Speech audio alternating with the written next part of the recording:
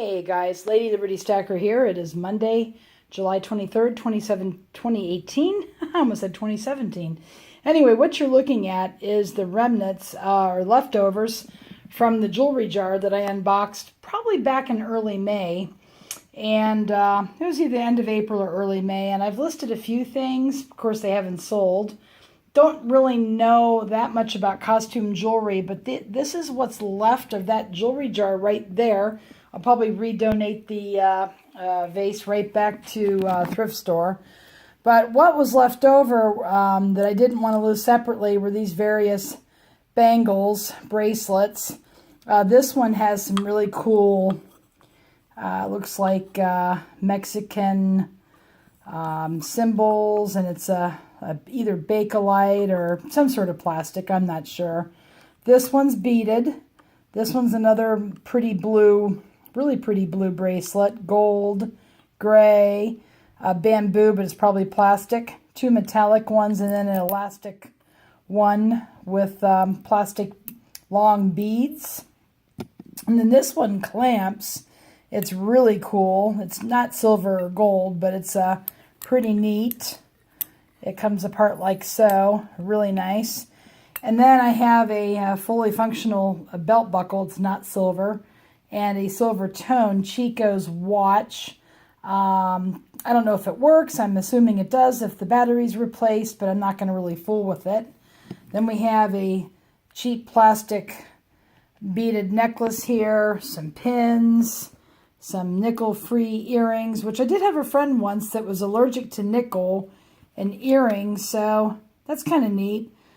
Drop earrings with some sort of a, looks like a plastic bead of some sort, and then some clip-on earrings. These are small white flowers. So anyway, that's what I have in that, and I'm thinking about lining it up together with what I opened just now in this jewelry jar. So I went ahead and opened it.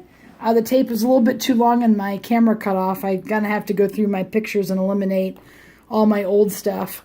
But this is what I've got in that jar, and I'm thinking maybe I can lot it all together and maybe put it up for auction because I really don't know that much about costume jewelry. I suppose I could learn. Probably would be beneficial because you can store a lot in a small space. So without further ado, I'll show you what I've got. Here's an elastic beaded bracelet. Looks to be like a gothic or gang type of design. And then a long pendant, long necklace with a lobster claw clasp. These probably, they kind of look like they go together, but not really. But this is kind of cool. I kind of like it. It's really, just put it over your head. Very long. And then, of course, you have another beaded square beads here, plastic beads made in Hong Kong, as per the tag. This one's a choker. That one's a choker. This one is a little bit heavier of a choker. This is a choker. Looks almost like seashells. And then this one is a silvery beaded choker.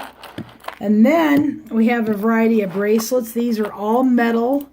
My magnet, earth magnet, just, they cling to it. And then you have a really cool, it looks like turquoise, but it's not. But nice turquoise colored beads. It's an elastic bracelet. And then I have another one that's even nicer with some silver toned beads and aqua turquoise beads on a bracelet. Then you have another blue bangle here. A larger, really kind of cool looking, almost looks like crystal. This is another bangle. And then an elastic, cheap, I don't know, bracelet.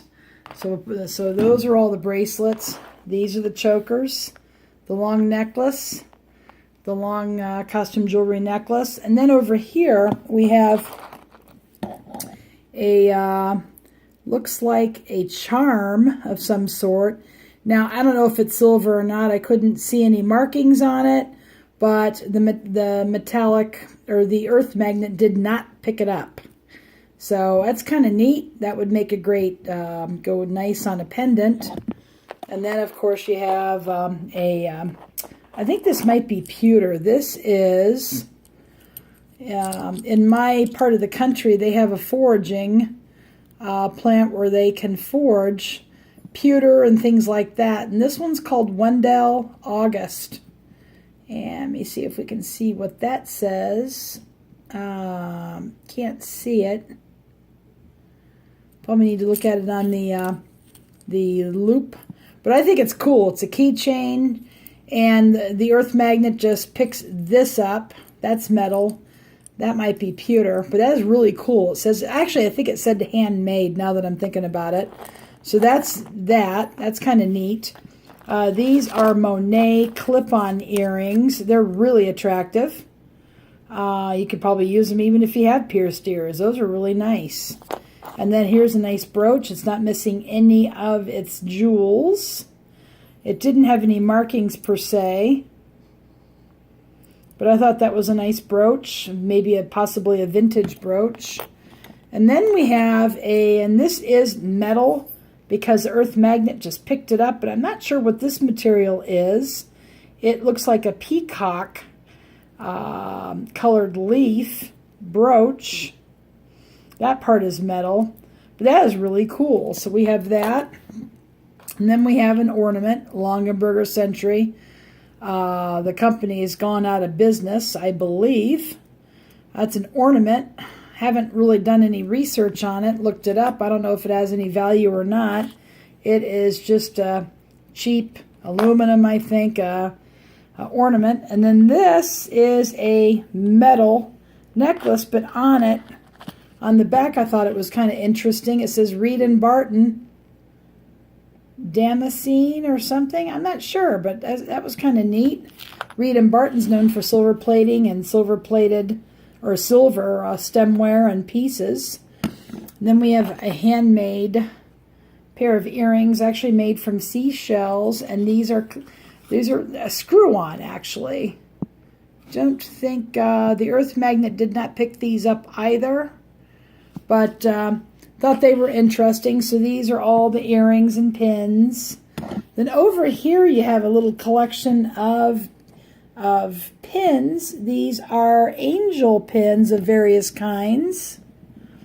This one actually says it's a guardian angel, and actually it is genuine Austrian crystal.